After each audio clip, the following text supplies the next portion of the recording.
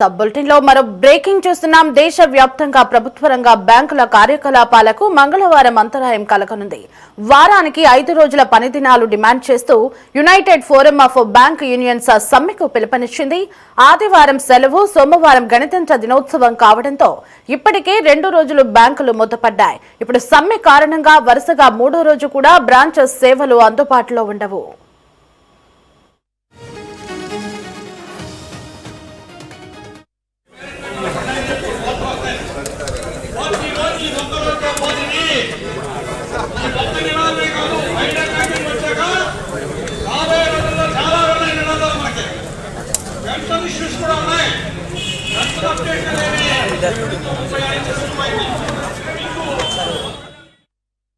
ఈ నెల 23న chief labour commissioner తో జరిపిన చర్చలు విఫలం కావడంతో సమ్మెకి మొగ్గు చూపుతున్నట్లు బ్యాంకు సంఘాలు ప్రకటించాయి.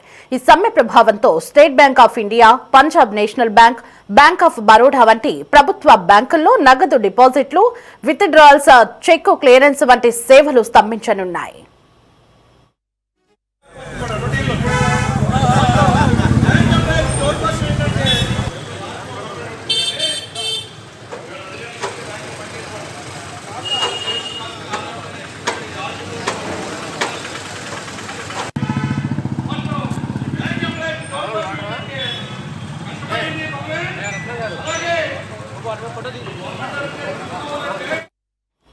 అయితే హెచ్డిఎఫ్సి, ఐసిఐసిఐ, యాక్సిస్ వంటి ప్రైవేటు రంగ బ్యాంకులు యథావిధిగా పనిచేస్తాయి. వాటి ఉద్యోగులు ఈ సమ్మెలో పాల్గొనడం లేదు. యూపీఐ, ఇంటర్నెట్ బ్యాంకింగ్ వంటి డిజిటల్ సేవలకు పెద్దగా ఇబ్బందులు ఉండకపోవచ్చని అంచనా. కానీ కొన్ని ప్రాంతాల్లో ఏటీఎంలో నగదు కొరత ఏర్పడే అవకాశం ఉంది.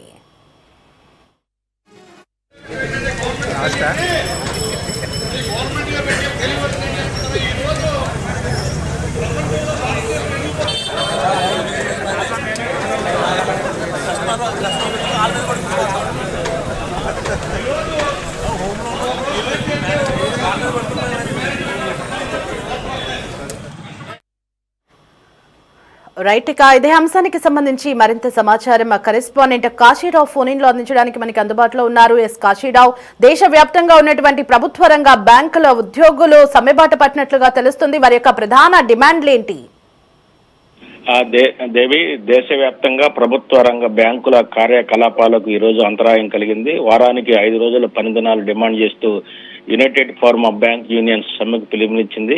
ఆదివారం సెలవు, సోమవారం గణతంత్ర దినోత్సవం కావడంతో ఇప్పటికే 2 రోజుల బ్యాంకులు మూతపడ్డాయి. ఇప్పుడు సమ్మె కారణంగా వరుసగా 3వ రోజు కూడా బ్రాంచ్ సేవలు అందుబాటులో ఉండవు.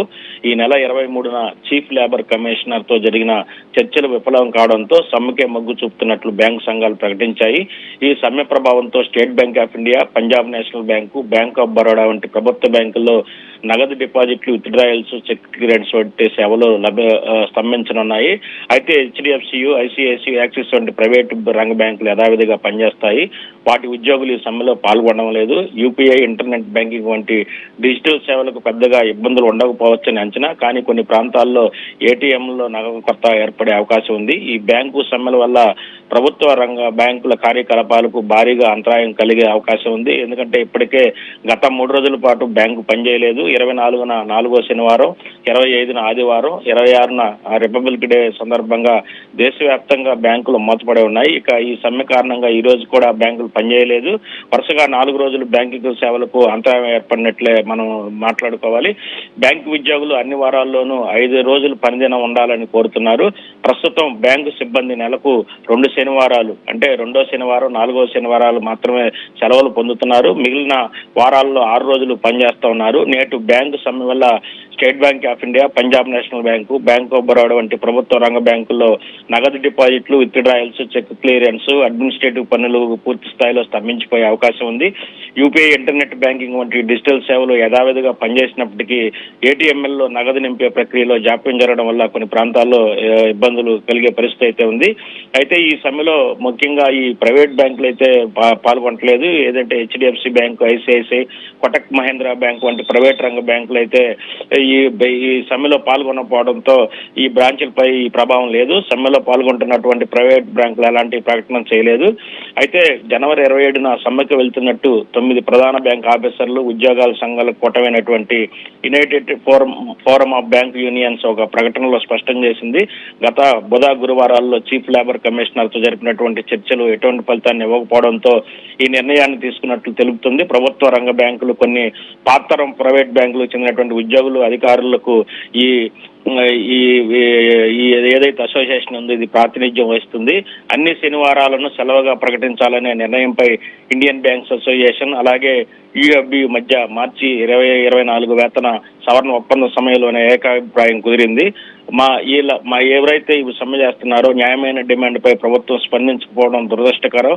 వారానికి 5 రోజులు పనిచేసినా అందుకు బదులుగా సోమవారం నుంచి శుక్రవారం వరకు ప్రతిరోజు అదనంగా 40 నిమిషాలు పనిచేయడానికి మేము అంగీకరించాము. దీనివల్ల పని గంటల నష్టం ఉండదని యుఎఫ్బియు ఈ నెల ప్రారంభంలో పేర్కొనింది.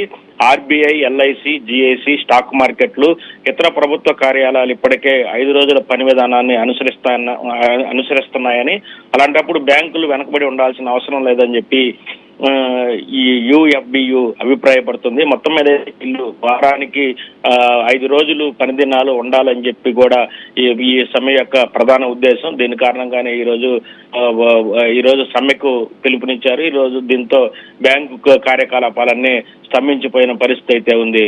దేవి. Right Kashi Rao, thanks for the updates.